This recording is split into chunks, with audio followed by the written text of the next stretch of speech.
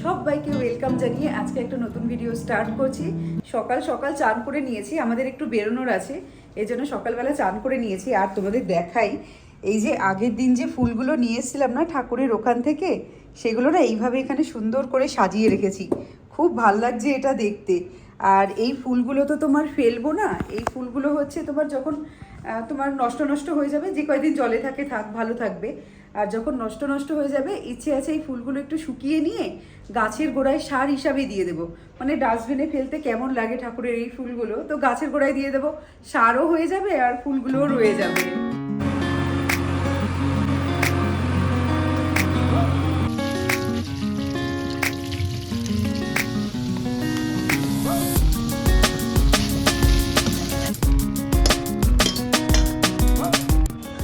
পোহা চা খেতে আমার এখন এত ভালো লাগে, 10 দিনের মধ্যে 7 দিন দেখবে পোহা চাই খাচ্ছি। আর পোহাটা খুব ঝটপট বানানো হয়ে যায়।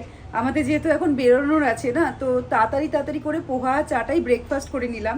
এবার রেডি হয়ে এখন বেরোবো। অনলাইনে এই ঝুড়িটা আনালাম। আমাদের ওখানে এই ঝুড়িগুলো এত সস্তা হয়, কিন্তু অনলাইনে আনাতে গেলে তো অনেকটাই দাম পড়ে। এই ঝুড়িটা আবার প্যাক করেছে একটা ডিমের প্যাকেটে। সে যাই হোক না কেন, আমার দরকার ছিল একটা এই ঝুড়ির, কিন্তু 3টেতে কম্বো ছিল, তাই 3টেই নিতে হয়েছে। ঝুড়িগুলো ভালোই এসছে, কিন্তু আরেকটু ছোট সাইজ হলে আমার বেশ ভালো হতো। এখানে দুটো সেম সাইজ আর একটা একটু বড় সাইজের এসছে। আমরা এখন ব্রেকফাস্ট করে বেরিয়ে পড়েছি। কোথায় যাচ্ছি আমরা, বলে দাও সবাইকে।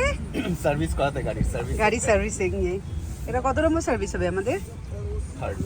থার্ড না? প্রথম সার্ভিসিং এর সময় তো গাড়ি আমাদের কাছে ছিল না, সেকেন্ড সার্ভিসিং এর সময় ছিল, কিন্তু সেই সময় আমাদের এদিক ওদিক করতে করতে মাথা থেকে নেমে গেছে। তো এখন আমাদের গাড়ির থার্ড সার্ভিসিং, আমাদের জন্য ফার্স্ট সার্ভিসিং, কিন্তু গাড়ির থার্ড সার্ভিসিং।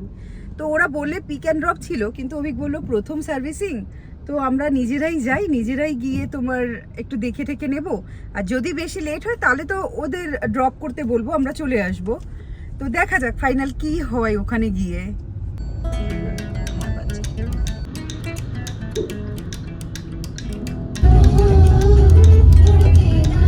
চলে এসেছি আমরা আমাদের লোকেশনে। ওদেরকে একবার ফোন করে জিজ্ঞেস করে নিই।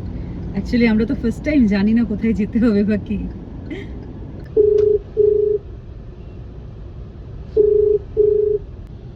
আমরা একদম হুন্ডাইয়ের সামনেই দাঁড়িয়েছিলাম, কিন্তু বুঝতে পারছিলাম না গেটটা কোথায়। তারপর ফোন করে জিজ্ঞেস করাতে আমাদের গাইড করে দিয়েছে। আমরা এসেছি কোঠারি হুন্ডাইয়ে, এটা হচ্ছে খারাড়িতে। তো প্রথমে নিয়ে যাওয়ার পর ওরা নিয়ে গেল গাড়িটা সার্ভিসিংয়ের জন্য। যেহেতু ফ্রি সার্ভিসিং ছিল, তো সেরকম বেশি একটা কিছু কাজ করা ছিল না। বলো এক্সপেরিয়েন্স কেমন হলো? ভালো এক্সপেরিয়েন্স, সব কাজ ইজিলি হয়ে গেল। গুড। বেশ অনেকক্ষণই সময় লাগলো, 3-4 ঘন্টা মতো সময় লাগলো, কিন্তু এই যেগুলো করাতে এসেছিলাম সেগুলো হয়ে গেছে।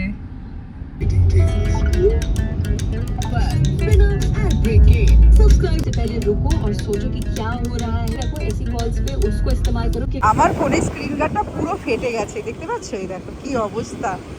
তো এখন যাচ্ছি স্ক্রিন গার্ডটা চেঞ্জ করে নিই, বেরিয়েছি যখন একেবারে কাজটাও করে নিই। ফোনের দোকানে এসে জানতে পারলাম স্ক্রিন গার্ডেরও আবার ভ্যারাইটি রয়েছে, নর্মাল আবার প্রাইভেট মানে তুমি সামনে দেখতে পারবে, তোমার সাইড দিয়ে কোনো লোক তোমার স্ক্রিন দেখতে পারবে না। যে মোবাইল কভার হয় প্রাইভেসি, বিনা প্রাইভেসিওয়ালাও মোবাইল কভার হয়।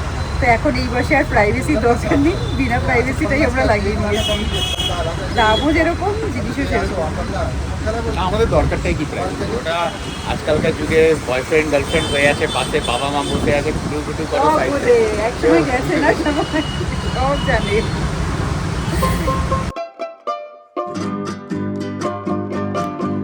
তোমাদের সাথে আজকে শেয়ার করি পুনেতে যেই দোকান থেকে বিরিয়ানি খাই সেখানে কিভাবে বিরিয়ানি দেয়। তো অভিক নিয়েছে লেগ তন্দুরি বিরিয়ানি। প্রথমে লেগটা তন্দুর করে নিয়ে নিচে দিয়েছে, তার উপরে দিয়েছে মশলা ভাত। একটা ডেচকিতে থাকে পুরো মশলা মাখানো ভাত, আরেকটা ডেচকিতে থাকে এরকম সাদা ঝরঝরে ভাত। ওটা অভিকের, যেটা দেয়া হয়ে গেল। আর এটা বাড়ছে আমারটা ছিল দম বিরিয়ানি। দম বিরিয়ানিতেও সেম, একটা তোমার ভাত থেকে নিল মশলা ভাত আর চিকেন, আর ওপরে দিয়ে দিল এই সাদা ঝরঝরে ভাত। বাড়িতে গিয়ে আর সময় পাবো না রান্না করে খাওয়ার, অলরেডি 3টে মতো বাজছে। তো এখান থেকে তোমার ওই বিরিয়ানি প্যাক করে নিলাম, দুজনের জন্য দুটো। এইখানের বিরিয়ানিটা বেশ ভালো খেতে হয়, এই বিরিয়ানিটাই আমরা বেশ খাই। তো এটাই হবে আজকে দুপুরের লাঞ্চ আমাদের। এই বিরিয়ানিটা খেতে গেলে কিন্তু ডাইরেক্ট প্লেটে ঢেলে খাওয়া যাবে না, এটাকে দুটো মশলা আর ভাতটা মিশিয়ে নিয়ে খেতে হবে।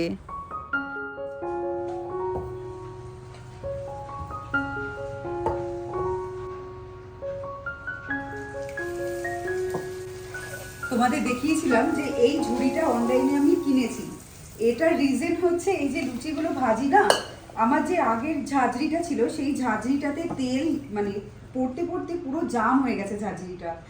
আর এরকম একটা বাঁশের ঝুড়ি হলে পরে সেটাতে তেলটা খুব ভালো নিচে যেতে পারে, মানে লুচিতে তেল থাকে না, সেই কারণে এরকম একটা ঝুড়ি কিনে নিয়েছি। আর আজকে এই ঝুড়িটার প্রথম উদ্বোধন হচ্ছে, ভালো দিনে উদ্বোধন হচ্ছে। আজকে হচ্ছে তোমার লোকনাথ পুজো, 19শে জ্যৈষ্ঠ, তো ভালো দিনে ভালো একটা জিনিস উদ্বোধন হলো। কালকে আর ভিডিও কন্টিনিউ করা হয়নি, আমি আজকে থেকে আবার ভিডিওটা কন্টিনিউ করছি। আজকে মঙ্গলবার, 19শে জ্যৈষ্ঠ, লোকনাথ পুজোর দিন, সবাই জানো। তো আমাদের কলকাতা চত্বরে তো বেশ লোকনাথ পুজো ধুমধাম করে হচ্ছে। আমি এখানে সেরকমভাবে বুঝতে পারিনি যে আজকে 19শে জ্যৈষ্ঠ ছিল, মা ফোন করে বলার পর বুঝতে পেরেছি। তো ফার্স্ট হাফে সেরকমভাবে ঠাকুরকে কিছু দেয়া হয়নি, এখন সেকেন্ড হাফে যাচ্ছি, ঠাকুরের জন্য অ্যাটলিস্ট মিষ্টি কিনে নিয়ে আসি। তো বিকেলবেলা কিছু, মানে বিকেলবেলা না, রাত্রেবেলা কিছু ইচ্ছে আছে ঠাকুরকে বানিয়ে দেওয়ার জন্য, দেখি কতদূর কি সফল হয়। আগে নিয়ে আসি, করি, তারপরে দেখিয়ে বলবো যে সাকসেসফুলি করতে পেরেছি।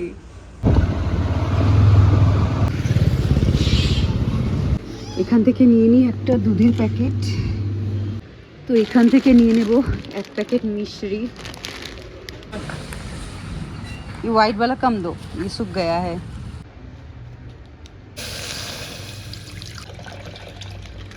দুধটা ফুটতে বসিয়েছি আর এখানে 2 চামচ মতন গোবিন্দভোগ চাল ভালো করে ধুয়ে নিয়েছি। যেহেতু হাফ লিটার দুধের পায়েস বানাবো, তাই আমি এখানে 2 চামচ গোবিন্দভোগ চাল ভালো করে ধুয়ে তার মধ্যে একটুখানি ঘি ভালো করে মাখিয়ে নিলাম। এবার ঘি মাখানো চালটা দুধের মধ্যে দিয়ে সব কিছু ভালো করে নেড়ে নেব। এখন এর মধ্যে দিয়ে দিলাম একটা তেজপাতা আর 2টো এলাচ। এবার চালটা ভালো করে ফুটুক। এখানে দেখো পায়েসটা জাল দিচ্ছিলাম, জাল দিতে গিয়ে ওদিকে একটু সবজি ধুতে গেছি আর এদিকে দেখি একটু উতলে গেছে। মানে কথায় বলে দুধ এত সুন্দরী যে দুধের থেকে নজর সরালেই পড়ে যায়, কথাটা আমার ক্ষেত্রে একদম প্রযোজ্য। মানে জাস্ট সবজিটা এদিকে ধুতে গেছি, ওদিকে দেখি দুধ উতলে গেছে, মানে পায়েসটা উতলে পড়ে গেছে। এবার দুধ উতলে পড়াটা কতটা ভালো কতটা খারাপ আমি সেটা ঠিক জানি না, কিন্তু আমার ক্ষেত্রে এটা খুবই হয়, মানে খুব বেশি হয়, প্রচণ্ড পরিমাণে আমার দুধ উতলে পড়ে। মানে একটু জাস্ট চোখটা এদিকে সরাবো, দেখি এসে পুরো গ্যাসের 12টা বেজে গেছে। যাই হোক, এইভাবেই করা যাক। তো এখানে 5 ভাজার জন্য সবজি নিয়েছি, সবজির মধ্যে রাঙা আলু, বেগুন, ঢেঁড়স, কুমড়ো আর পটল নিয়েছি। এগুলো ভালো করে কেটে নেব, কেটে ভাজবো। আমি পায়েস কিন্তু বানানোর সময় অবশ্যই চালটা সিদ্ধ হয়েছে কিনা দেখে নিই। তো এখানে চালটা খুব ভালো মতন সিদ্ধ হয়ে গেছে। এবার বাকি জিনিসপত্রগুলো দেব, তার আগে সবজিগুলো কেটে নিয়েছি। এখানে লবণ হলুদ দিয়ে সবজিগুলো ভাজতে বসিয়ে দিয়ে নিই।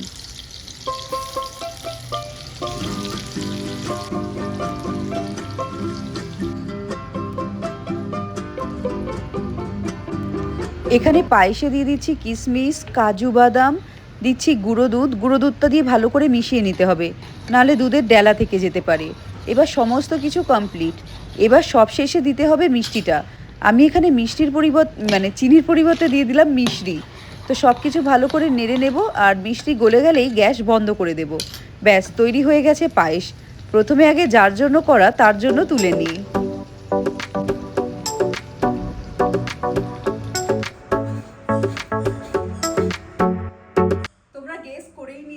আজকে ঠাকুরের জন্য কি বানাচ্ছি। তো উপরে পায়েস বসিয়েছি। লোকনাথ ঠাকুর মানেই আমরা যেটা বুঝি সেটা সবার আগে মিশ্রি, আর আমি বুঝি হচ্ছে আমিত্তি। আমাদের ওখানে যখন আমি লোকনাথ পুজো দেখতাম 19শে জ্যৈষ্ঠর দিন, সবার মানে প্রসাদে আমিত্তি আর মিশ্রিটা মাস্ট থাকতোই। তো আমি সেই জন্য আগে মিষ্টি কিনে নিয়ে এসেছি। এবার ঠাকুরকে মিষ্টিটা শুধু শুধু দেবো, কেমন যেন একটা লাগে শুধু মিষ্টি দেবো। তো ভাবলাম একটু দুধ নিয়ে আসি, মিষ্টি দিয়ে আমি পায়েসই বানিয়ে দিই। তো সেই কারণে পায়েসটা বসিয়ে দিয়েছি, আর একদিকে ভাজাভাজি বসিয়ে দিয়েছি, 5 রকম ভাজা বসিয়ে দিয়েছি। আর এখানে নারকেলটা কুড়িয়ে নিয়েছি। ভাবলাম পায়েস হচ্ছে, ভাজাভাজি হচ্ছে, খিচুড়ি কেন বাদ যাবে।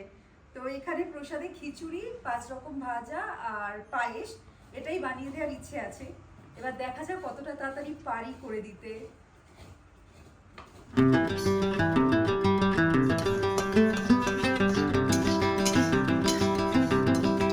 তো শুকনো খোলায় এখানে আমি 1 কাপ মতন মুগ ডাল ভালো করে ভেজে ধুয়ে নেব। মিক্সিতে আদা, কাঁচা লঙ্কা, টমেটো আর জিরে গুঁড়ো সামান্য পরিমাণে জল দিয়ে বেটে নেব।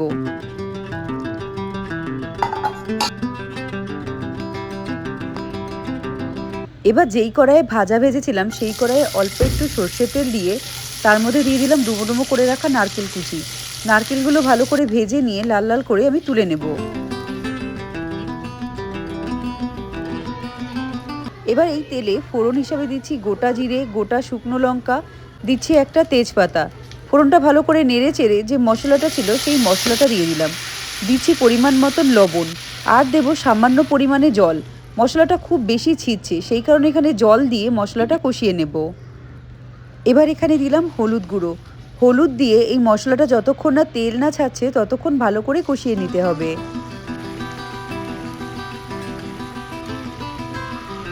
মশলা কষানোর সময় দিয়ে দিলাম ঘি আর নারকেল কোড়া। সব কিছু ভালো করে মিশিয়ে নিয়ে এবার আগে থেকে ধুয়ে রাখা চাল আর ডালটা আমি দিয়ে দেব।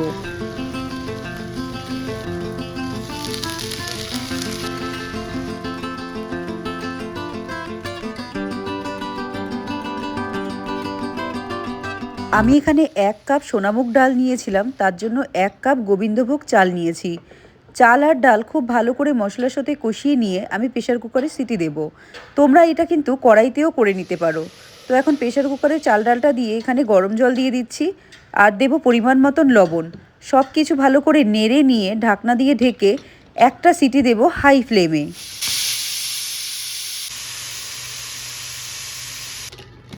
একটা সিটি পড়ার পর অর্ধেকটা বাষ্প কিন্তু আমি সিটিটা তুলে বের করে নিয়েছি।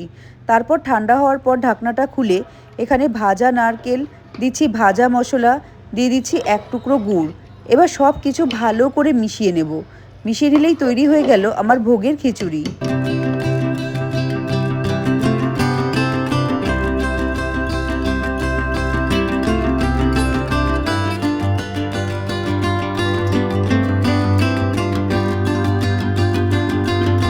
ঠাকুরের সামনে যখন প্রসাদটা দিচ্ছিলাম দেখি প্লেটটা ওপরে ধরছে না, তাই প্লেটটা নিচে দিয়ে দিলাম আর পায়েসের বাটি জলের গ্লাসটা উপরে দিয়ে দিচ্ছি।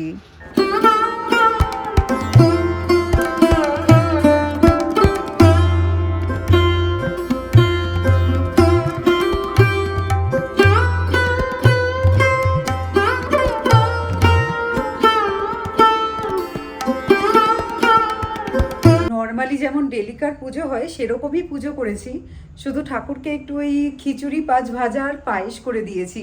ভাল লাগছে। আর শাড়ি পরেছি, মানে কোনো কিছুতে তো সেরকম বাড়িতে শাড়ি পরা হয় না, তো আজকে ভাবলাম ভালো দিন আছে, লোকনাথ পুজো আছে, আর এইসব শাড়িগুলো কি বলো তো পরা হয় না। এনেছি, বাইরে যে কোথাও পরে যাবো সেরকমও যে খুব একটা অকেশন এখানে পাই তা না। তো আজকে একটু সুযোগ পেলাম তাই শাড়িটা পরলাম, একটু মেকআপ করেছি, হালকা লিপস্টিক দিয়েছি, ব্যাস এই হচ্ছে মেকআপের মেকআপ।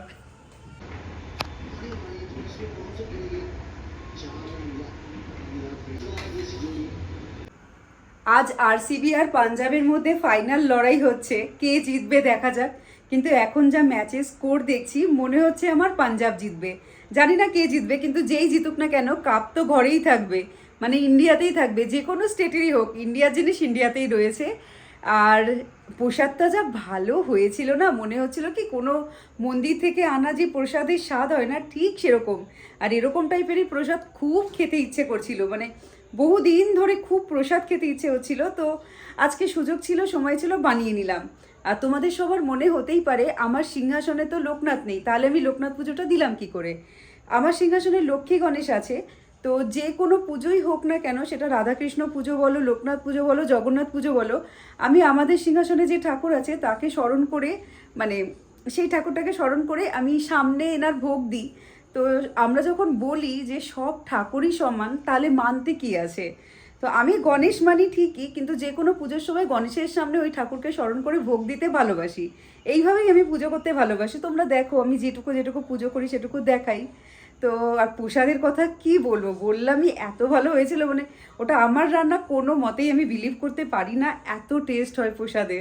যতবারই প্রসাদ রান্না করি না কেন, নুন ঝালটা না ঠিকঠাক হয়।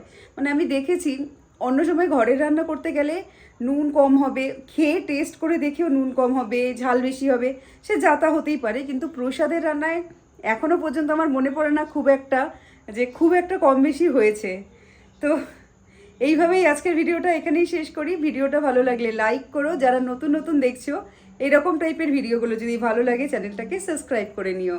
এবার আসি, টাটা আর গুড নাইট।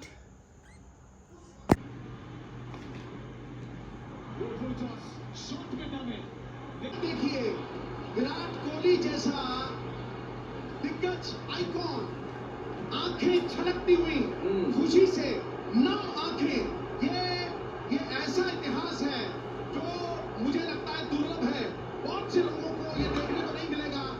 आईपीएल का अमृत आरसीबी ने बदल के तारीख की तकदीर, पार किए आरसीबी ने जीत की लकीर।